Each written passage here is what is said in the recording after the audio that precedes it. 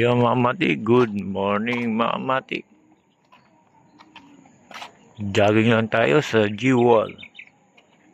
Dahil sa hinihingal, maglakad lang muna si Duka Matik Mama Mati. Ang tawag dito Mama Mati sa tabing ilog ay G-Wall.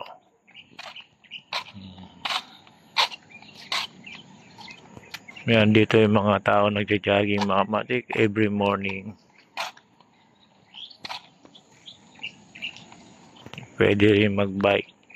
Pero iba naman dito mga matik dahil sa hindi makatakbo ng maayos kasi ang daming bubog na tinatapon mga matik.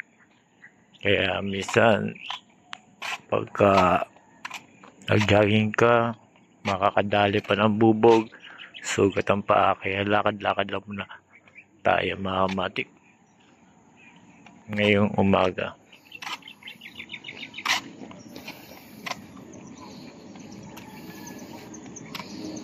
Habang yung mga tao dito mga matik, abala sa paghuhugas ng sako mga matik sa ilog. Ngayon, ito mga matik. Ayan mga matik yung mga sako na yan na hinuhugasan. At tapos, ibebenta din yan mga matik.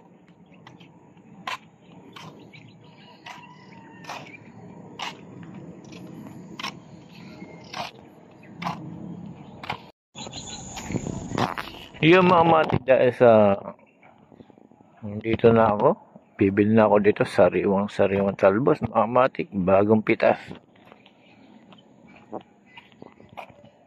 Sa talbos lang mga matik, pwede ka na mabuhay at makakain ng maayos.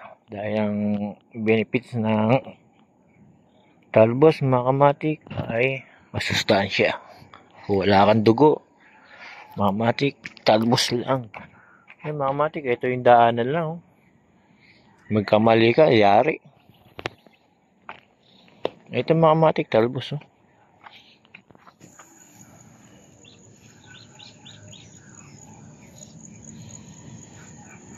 Ayan mga matik, masarap isigang yan. Yan talagang makamatik na kagandahan na may tanim.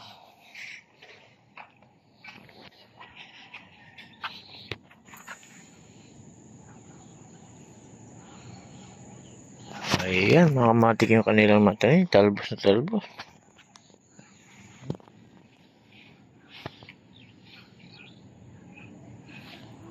Iba, meron ng butas-butas.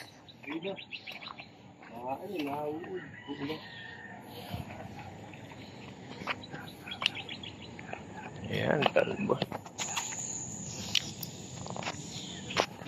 Ayan, mga matik. Ayan, yung mga talbos na masarap isigang.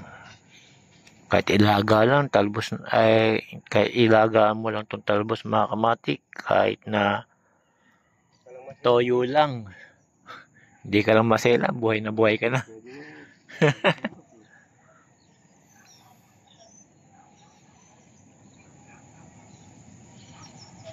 May mga kamatik, may napapasin ako dito, ibon. Ay, lipad, naghahanap siya ng makakain. Focus ko sa inyo mga kamatik.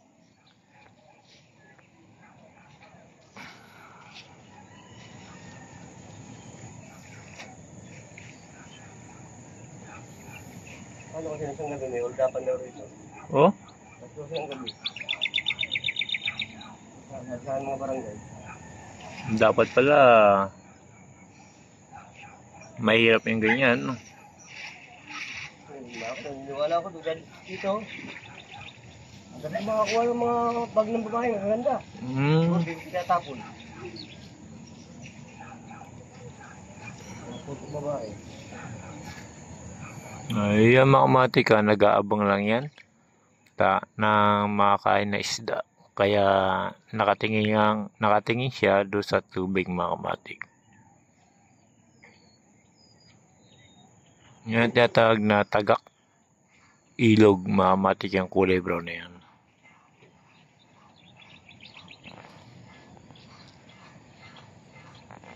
Ngayon nag-aabang lang siya. Kung meron siyang makita Sisisiri niya yan mga kamatik.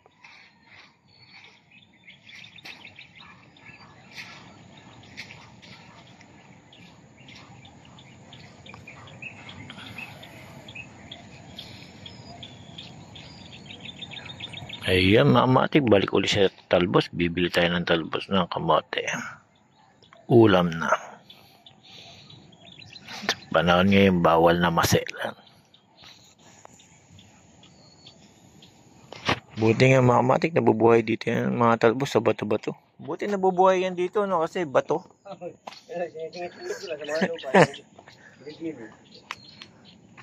Doon sa likod ng ano, nilinis ko doon sa likod ng nawasa, dati ko taniman. O sa pagbalik ko, puro basura na naman. Tinatapunan. Puta, doon ka eh. Kapal ng mga adik doon sa lugar mo pala. Oo. Ang daming karantado. Dami nga. Pagka, nakita nila mahaba yung talbos mo, nakawin. Ako yung mamimigas ni Balong doon ng kangkong. Ah? Kaya lang yung mo yun sa minawasa. Oo. Yan na yung sa kangkong ni Balong. Taniman ko yan dito sa nawasa, tinambakan lang. Kaya mga mati, ipopokus natin. Medyo, natin, lalapit lang tayo ng konti para makita natin yung klaseng ibon na to. Uy, lumipad na.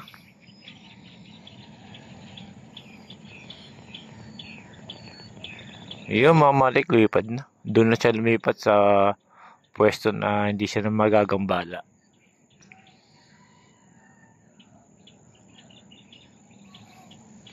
Yun, mamatik, hanggang dito na lang, pinakita ko lang sa inyo. Mga talbos na nabubuhay sa bato, mamatik. Kahit na puro bato, mamatik, nabuhay pa rin sila. Yun, hanggang dito na lang, mamatik. Salamat.